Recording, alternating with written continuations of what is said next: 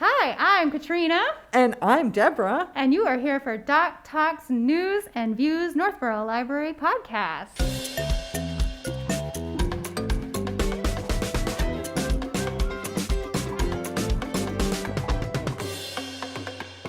So this is Doc Tac's News and Views, but who's Doc Tac, Katrina? Tell me a little bit about who Doc Tac is. So I would be delighted to tell you. His full name is Dr. Taco McBeardface, and he is a very gentlemanly bearded dragon. He's about 9 weeks old, and we just adopted him as the children's library pet. And he has captured the hearts and souls of many a librarian and child thus far. So if I come to the Northborough Free Library, I can actually see Dr. Taco McBeardface? Yes. In person? In person. In his terrarium? Yes, in his the children's terrarium. room? In the children's room, yeah. All the hours that we're open? Yes, you can. That is amazing. He's pretty awesome to watch. Our favorite time is feeding time because he gobbles up crickets like there's nobody's business. I actually got a chance to see him eat his crickets. Yeah. He loves them. Yep. Yeah, we actually, so there's a process. Did you know that crickets need to be calcified before you feed them to lizards? And the process is colloquially called shake and bake. So you put the crickets in a bag and you put the calcium in and you shake it and you dump them into the vivarium. And then they get consumed. So Doc Tac needs the calcium on the crickets to help with his diet. Yep, otherwise his bones don't grow properly as a baby bearded dragon. So he's a baby bearded dragon, and he's going to be with us for a long while. And he sits there in his terrarium, and he sees lots of things going on in the library. Yes, he does. So that's how he got to have a podcast. Yeah. So he could talk about what he sees, all the news, and what he views from his terrarium. Yes, ma'am. Got it. And so here we are. So, Deb, what are we talking about today? So we're going to do this podcast with Doc. We're thinking about once a month. Mm-hmm. So this episode, what I thought we would talk about is gardening. It's been beautiful weather. There are a lot of people putting in gardens. I myself grow flower gardens, but I heard that you and Carly have been learning how to make vegetable gardens. And I thought that we could talk about that today. What vegetable gardening is like when you first start. Mm-hmm. And what I know is that it's a big commitment. And what I wanted to find out is, like, what motivated you to take this on, Katrina? Ooh, okay. So I like to eat. That was really my primary driver for taking on a garden. But I would say that you really need to start small. So I just started with a couple of plants, just a tomato and some basil, in a little pot on my tiny little deck on my apartment, and I went from there. So a pot with a tomato plant that you purchased or grew from seed? Yeah, no, I purchased it from my local seed. On your deck with a tomato plant and some basil, which you also purchased? Yes, ma'am. And then when did you have tomatoes and basil? Pretty much never. Yeah, I killed it. That's fantastic. But you tried again. I did. Well, I was motivated. Because that tomato and basil plant was not going to get the best of you, so you were going to try again. Yeah, no, I waited till next year. I think it's, I just wasn't prepared for putting all of my effort into a garden. I had a lot of other things going on. I wasn't into the rhythm yet. I didn't do a lot of reading. It was sort of I really like to eat, and I really like tomato, and I really like basil, and we're just going to try it out. But the next year, I borrowed a book from the library called The Vegetable Gardener's Container Bible. And it gave me some really great tips about how to keep plants alive so that you can actually have a harvest. So yeah, I don't know if Carly's experience with initial gardening was different or similar, or when did you start? So, I've dabbled in keeping potted plants alive and mostly failed. I'm a serial plant killer. I've killed a cactus. It's not my proudest moment, but it is true. I think I overwatered it, but I maybe just less nurturing than a desert. You never know. So this year I kind of decided to take it a little more seriously. I got to pick Katrina's brain about it some. And I also got a container, a big planter, and some plants for my birthday. So it was kind of thrust upon me, like, here, keep this alive. Good luck. So my favorite presents are commitments. And so I'm excited to figure it out because, like Katrina, I love to eat. I love fresh fruits and vegetables and herbs, and just trying to keep it alive longer than last time. I'm at a record right now, 2 weeks. So I feel confident offering everybody advice about this and that nothing could possibly go wrong. Pretty much. So Carly, tell me about your first container garden. So do you have a tomato plant basil in it, or do you have something different? I have tomatoes. So I got, it's a determinate, fancy word, aroma tomato plant because I like to do salsa a lot. I got basil, some mint, which I have kept in a separate container for the advice of Katrina so that it doesn't take over everything. A big boy tomato plant, sapling, is that the word? I'm an expert, as I said. And I planted that, and let's see, I just got some chives. I'm hoping to dabble in pumpkins, which I know are harder, but I'm a big Halloween fan, so I've got some seedlings ready to get started, and hopefully they don't die, but we'll see. A little bit of everything.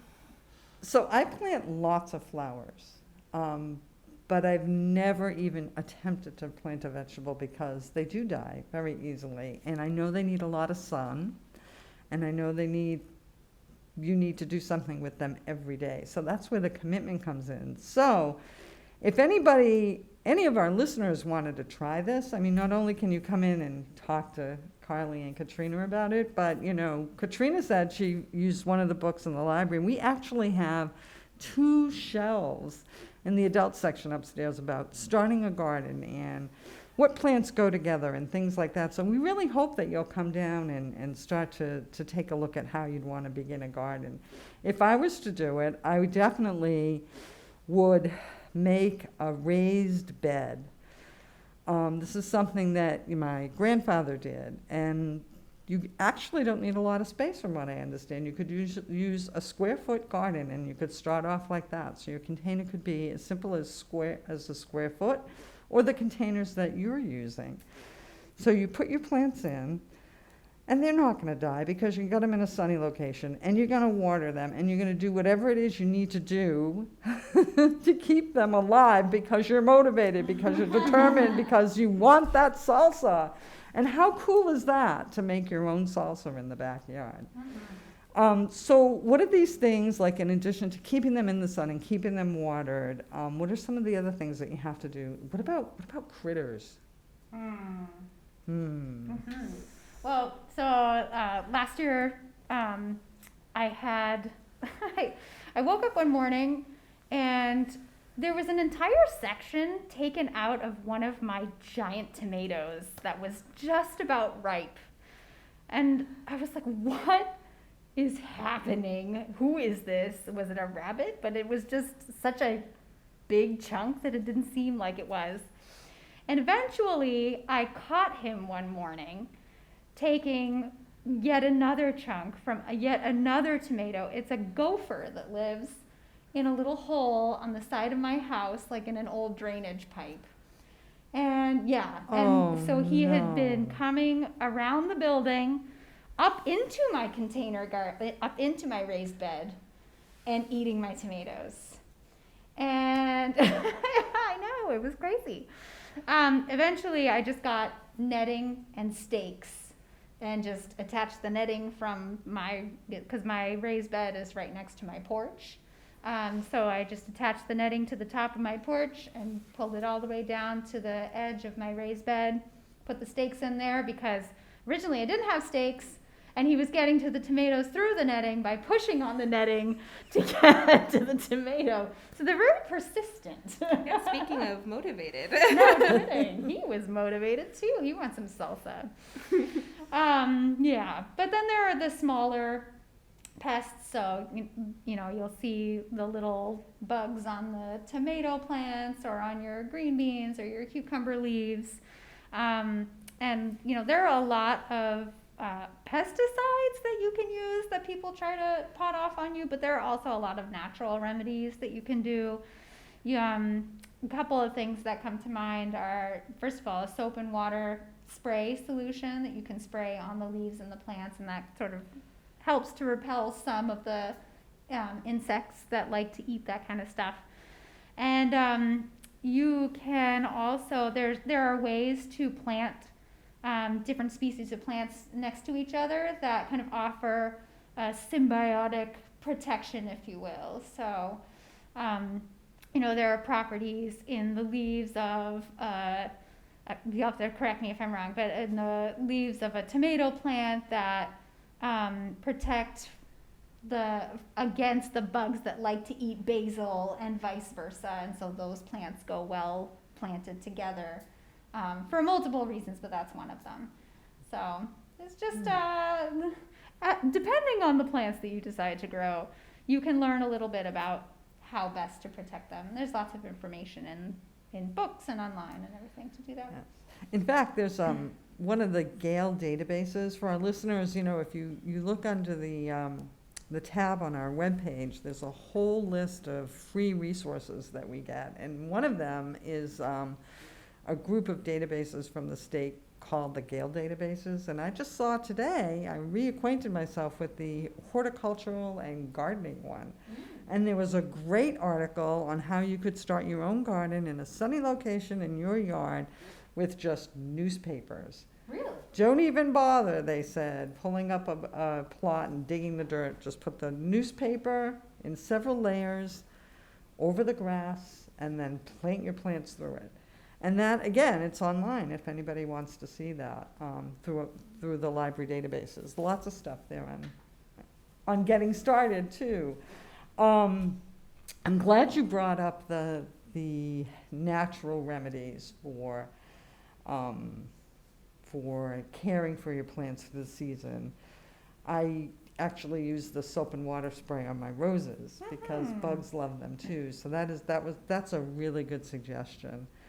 But if I was to do vegetables, if I was to get over this whole thing about, they're not like my flowers that I can forget about on a hot day like today and not water them until I get home tonight. I don't think seeds would be, or my little vegetable plants would be happy with that. So what would you suggest if I was going to start a vegetable garden? What would be the best things to start with? Oh, well, really, you have to ask yourself, what are you going to eat? What do you buy at the grocery store the most? What are you going to be most excited about growing? And go from there. Nilla wafers? I don't think they've come up with the Nilla wafer They wouldn't plant come yet. up with a no, they wouldn't. That would be amazing. I like tomatoes very much, but I also like beans. How easy are beans to grow? I mean, I think, don't beans grow on a vine? Don't you have to have them climb up something? There are a couple of different types of beans, actually. You can get bush beans, which require a little less space if you want to keep them small, and then there are pole beans. I grow both, actually, and I like the pole beans better, and I just run them up the side of the my porch, and I just have like a little mesh thing going up, a little trellis. And that works out fine. But if you're just doing a little container garden, you can easily do just a bush bean plant. And they're pretty easy. I mean, yeah, for the most part, they're pretty easy to grow. They're a very unassuming plant. Well, my favorite part of it is so when you say vegetables, I think of salads. And you mentioned salsa, and you like the the tomato and basil. Mm-hmm. I just love a tomato right off the vine, maybe chop it if it's kind of big, and I would throw that on my salad. But the thing I get most excited about in a salad is the lettuce. Yeah. So how easy is lettuce to grow? Is that something you recommend to somebody first starting out? So it's interesting. I've only ever grown the mesclun greens lettuce. I eat so much lettuce that I found that I wasn't replanting it fast enough to make it worth it for me personally. But so I feel like because with lettuces, especially the small leaf lettuces, you can keep harvesting them like every day and just keep replanting seeds and have a new harvest pop up continually. But it's something that you really have to keep motivated, keep going with. Otherwise, you'll have a really small harvest once and then you're done and it's over. And for me, I like to be able to put a tomato plant in the ground and let it grow and keep getting tomatoes and not having to keep seeding things. So that's just me. I see. It's a little more of a time commitment. I don't know, Carly, are you growing any lettuces? So I bought a lettuce plant, and it has some red and green lettuce in it, and 2 weeks, like I said, going strong. I've been harvesting, taking the outside leaves. The little tag told me only take the outside leaves and leave the middle ones. As you can tell, I should probably borrow this container garden book from the library. But so far so good. It keeps coming back. I did forget to water it for like 2 days, and it was looking really sad. And I was like, well, this is the end. We had a good run, buddy. Started picking out a pasture out back, but it came back. It's hardy, probably a better reflection upon the nursery from where I bought it than me, but I've had good luck with it so far. But I know it does go to seed fast, is my understanding. So our relationship will come to its natural end, but not yet. 2 weeks, fresh lettuce, and it costs less than buying that much lettuce every week. So if you're frugal, there's that. So I'm hearing both of you say, well, there's plants that you could buy at, I guess, a local nursery, or there's seeds that you could buy at, I've even seen those in the grocery store, right? So you just have to read the packet, I guess, and just follow the instructions. It's probably not that complicated. It's more like you said, it's a commitment that you're going to make every day. So Katrina, you've been doing this for a couple of years. What's some of the things for us first-time folks that you would recommend or that you would suggest? Oh gosh, that's a great question. Yeah, what's something that you know now that you wish you knew the first time? Start small. Don't try to go too big. Pick out the things that you know you will love to eat and that you'll be excited about growing. Keep watering it. That's probably what killed my first crop, is I forgot about it. Set a timer for yourself if you have a tendency to forget about things or have a busy life like me and it's not yet part of your daily routine. Set yourself that reminder so that you keep on it. And eventually it just becomes a part of your life, and you go out and yes, I talk to my plants because I love them, and I get very excited when they sprout from the ground. And and then you just kind of roll it into your daily routine, and before you know it, you've got a whole smorgasbord of delightful things in your vegetable basket. Now, do you keep a calendar or a log? Because you have to give them food, I would think, throughout the year, because they're going to use up all the nutrients in your soil. So you have to feed your plants.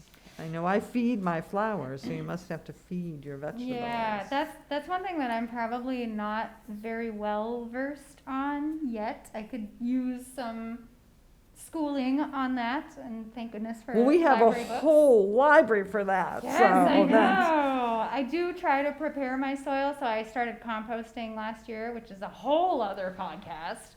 And there are specific foods that you can lay down and till into the soil to prepare your soil for growing vegetables.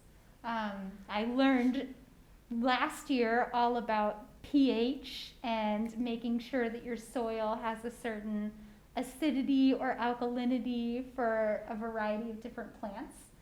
So, for instance, I think tomatoes that like a 6.5 pH, they're very finicky. Huh. And you can, there are pH testers out there that you can buy that are relatively reasonable, and you just stick it in the soil, and it gives you an idea of where you're starting from, and you can add things to the soil to change the pH of it to get it ready for whatever it is that you want to put in the ground. So that's getting a little more into the weeds, if you will. But I'm changing. Well, I was certainly glad that you shared that, all of your harvesting thoughts and woes. No, I wouldn't say they're woes, right? I mean, you wouldn't be doing this if it wasn't gratifying. Yes. Like Carly wouldn't be trying to keep plants alive after her cactus experience. So there must be some reward other than the food that you're looking for in this. Is there, Carly? Or is it this, I want the food? I don't know. I'm really stubborn, so I don't like that I lost the cactus, for one thing. I do want the food. Yeah, I don't know. I think I just I kind of want to just prove to myself that I can do it, Like, I think the hardest part for me was just like, it's always, there's a million other things to do. Why am I adding something to my schedule? It's like, so I have a new baby. I'm moved to a new house. I'm like just always going. And what if they die? And like, as somebody who always skews towards the anxious sides of things, like, I can always come up with a million what ifs. My favorite rabbit hole that I ended up down is I read somewhere that bears like root vegetables, and we have bears in our neighborhood. And I'm like, okay, now if I plant this, is it irresponsible? Will I end up with a bear in our house? What will happen? No bears yet is the happy news, but I can't guarantee it. I didn't plant potatoes. But basically, I just wanted to push all that aside and just do something. It's kind of cathartic, and I have very low expectations. I don't know if you can tell from my lack of experience and self-deprecating humor here, but just literally 2 weeks is literally the longest I've kept a plant alive, and it feels nice to do something that you didn't think you could do. So I guess that's the reward for I'm me. impressed that it is a little scary. You may end up with a bear, then you may not be able to do this, but it sounds like you really are doing it already, Carly. Yes, and that's I think the great. bear You might are have been on the gardening ridiculous vegetables. side. That might have been like one of those like can't sleep 2 a.m. doom scroll kind of things, but embrace it, embrace the cottage core, So. That is fabulous. That is fabulous. Well, I've certainly learned a lot about starting a vegetable garden here in my backyard. I don't know if I'm ready to do it yet, but maybe some of our listeners might, and they'll come down to the library and find out more ways that they can start their own gardens in their backyard. Mm-hmm. I'm hearing that even somebody who just grows a lot of flowers that I can forget about for a while, that I actually can do a vegetable garden. But here's my thing. I live in the woods, and I know vegetables need a lot of sun. And the only sunny spot I have is like right in the front of my house, over the leaching field. So I'm not so sure that's the best place. So what would be an option for me and other listeners like me that really don't have the sun to grow vegetables, even in a container? My whole back deck is all in shade. Yeah, well, my understanding is that there is a Northborough community garden, but I don't actually know much about the Northborough That's community right. gardens because That's right, Katrina. I'm glad you brought that up. The town of Northborough does have a community garden, and that is actually managed through Parks and Rec. So listeners, if you would like to find out more about how you would get space in our community garden here in town, you'd have to contact the Northborough Parks and Rec. And speak to the women there to tell you how you get in on that. I know I don't know what the fee is, but there's some sort of structure, and you get a piece of land that you can cultivate, and everybody helps each other out down there too. Which actually would help me, because not only would I have a sunny spot, but from what I've heard, people take turns watering one another's plots. And I don't know if there are any available for the season, but they certainly would at Parks and Rec. And it's located near, I don't remember exactly where in town it is, but we'll stop and we'll go back. It's on Valentine Road. okay. It's on Valentine Road here in town. That's fantastic. So I actually rented a plot from my community garden in my own community, and I loved it. I loved walking down there, like at least once a week to check out all the plants. I was really, really a real beginner, so nothing was harvested that year.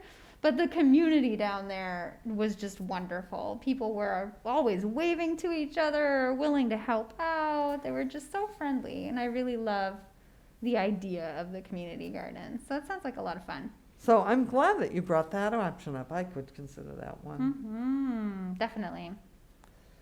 So now we've come to our segment called Ask Doc Tac. And every podcast we are going to open up this segment to questions for Dr. Taco from listeners like you. So we have a question for Dr. Taco. Today's question that one of our listeners has for Doc Tac is, what are your favorite vegetables? So people might not know that in addition to crickets, bearded dragons also eat a healthy diet of salad.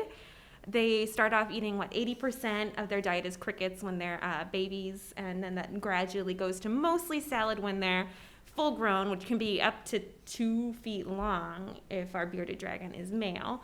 But he or she or they have lots of favorite vegetables. Some of his tried and true favorites, green beans. So if you wanted to get that bush bean plant off the ground, he would love it. He loves cucumbers, yellow peppers, cilantro. Lots of herbs are really good for them and very nutritious. So cilantro, parsley, pretty much anything. There are some that are big no-nos for bearded dragons if you're, again, looking to dabble in that, but probably another podcast. But it's very cute watching him gobble down his green bean. He has to have it cut smaller than between his eyes, and he's happy. He's a happy lizard then. My favorite actually wasn't a vegetable. It was a little piece of apple, and he made the most adorable crunching noise as he was munching this down. So if you ever want to feed a bearded dragon, we would love some help, and feel free to bring vegetables from your garden, and we will offer those to Dr. Taco whenever you can. That is amazing. Well, this was really a great conversation with you today, Katrina and Carly, about how to start a garden. And thank you so much for sharing all of your wisdom and your fails and fobbles. And I really hope that some of our listeners will, take this on. I think you've pretty much motivated me to see if there's any plots available in the community garden. So I wanted to thank you for coming out and sharing all of this with us. So now that we've come to the end of our podcast, Doc Tac wants to let you know about some special things happening this month at the library. Deb, did you want to talk about summer reading? Summer reading, that's right. This is the most exciting time of the year for us here at the Woohoo! library. We love summer reading. And I know Katrina and Carly have so many fun things planned for children and families. Yes, ma'am. And the adults just, don't want to be sidelined by this anymore. So we have also created an online summer reading program that we will be running similarly to the way the children's and their families do theirs. So there'll be a separate place on our website where you can join. And you're just going to record, very simple, the minutes that you spend reading. And every week we will draw a prize, and you get to win something, a gift certificate, from one of the businesses in town. So mostly it's just here to, you work hard all year and summer comes and maybe you have a vacation, maybe not. But I find that a lot of people like to spend their summer reading. So all we're saying is that it is the only time that they do get to read. And why not maybe get a reward for that? It's all fun. Here. So that's what the adults are doing. We don't have anything else scheduled other than an opportunity to win something from our local businesses, and all the farm stamps will be in there. So you can maybe get some free advice on your vegetable garden from the farmers. And of course, all of us are here at any time if you need book recommendations for the summer. So we hope that you come to us for that as well. Mm-hmm. Cool. We're actually doing something similar to the adult services for summer reading. So the children's program is going to be pretty much the same as it has been in past years. We are giving out brag tags and beads for their brag tag necklace. We're going to have book basket prizes, and in order to participate, all you have to do is sign up on our Beanstack app, and then you just log the minutes that you read, and you can enter virtual tickets on the Beanstack app, and then come into the library to get all your goodies. We're also giving away a free book just for signing up.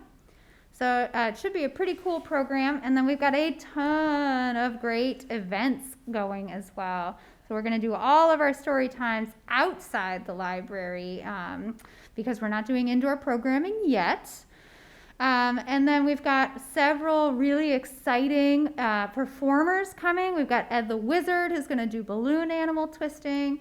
We have Flying High Dogs, which is going to be at Ellsworth McCaffey Park at the end of July. And they're going to do a great family show with amazing border collies that just fly through the air and catch all these crazy things, among other things. So check out our website for all of the events that are happening over the summer. And don't forget about the teens, too. They have their own separate summer reading program. So we count teens as your children that are entering 6th grade as of September. And so they also have an opportunity for some virtual events, some live events, and chances to win more prizes. More prizes, yeah. So check all that out on our webpage. When you come to our webpage, there'll be one of the 3 tiles up at the top will be a link towards all the summer reading programs so that you could just sign up right from our webpage. Mm-hmm. So to kick off summer reading, we are hosting an event at Ellsworth McCaffey Park with Scott Jameson, who is renowned throughout the state for his awesome magical performances. That's going to be happening on Friday, June 18th at 5:30 p.m. Registration is required. That's right on our website. So we hope that you will be able to join us there to kick off the summer reading program and get us all started. So the other thing about the month of June, it's actually a very exciting time for us here in the library because we will be open! Woo-hoo! All our regular hours are back. Nearly all our regular services are back. So you are invited to come into the library during our regular hours. I know it's been so long. It's been over a year and we've missed you so much. But please visit us in person Mondays from 12 to 8:30. Tuesdays and Wednesdays from 9:30 to 8:30. Thursday, Friday, and Saturday from 9:30 to 5 p.m. We'll be here. We'll be looking forward to seeing you. You do not have to sign up for computer appointments. You could just come in and use the computer. Yeah. You can, in addition to browsing the collection, which you've been able to do before, we're not putting any time limits on. Please come and enjoy your time here with you for as long as you can. Most of the seating will be restored, in some places all of it. The only things that we're not quite ready to bring back to you right now is the meeting room and the small study rooms. But the study rooms will probably be available sometime in July, so that gives you something to look forward to. And right now we're targeting meeting room space to be available for the 1st of September. And honestly, we're trying to roll this out as quickly as we can, but we've made a lot of changes in here, so you have to come in and see them for yourself. But we've had some storage issues, so we need to work that out so that we can have all of our public space open and back to you. But we're open, come and see us. We would love to see you. Come on by. So once again, thank you all for listening to us today. I want you to join us every month. We'll be talking with the different folks about things that Doc Tac views and his news that he sees from his terrarium. So each month we'll have a different episode. If you want to get in touch with us, you can call us, 508-393-5025. If you want the children's room, each of us has our own extension. So if you want the children's room, it's Extension 4. If you want the adult services, it's extension 5. If you want the checkout desk, it's extension 6. So call us anytime or email us. We actually created a special email just for this podcast. So actually, if you have a special talent or interest that you would like to be on Doc Tac's News and Views, we would love to hear from you. You can email us at podcast@northboroughlibrary.org, and we'll see what we can do to get you on the show. Also, if you have any questions for Doc Taco that you would like to submit, you can use that same email. It's podcast@northboroughlibrary.org. And you can also find us on Facebook and Instagram. We'd love to see you there. Carly, don't we have a newsletter? We do. So we have a monthly library-wide newsletter, the Gale Forecast, that comes to your email inbox now and tells you all the events in adult services, children's services, teen services. You'll know everything that's going on almost as quickly as Dr. Taco does.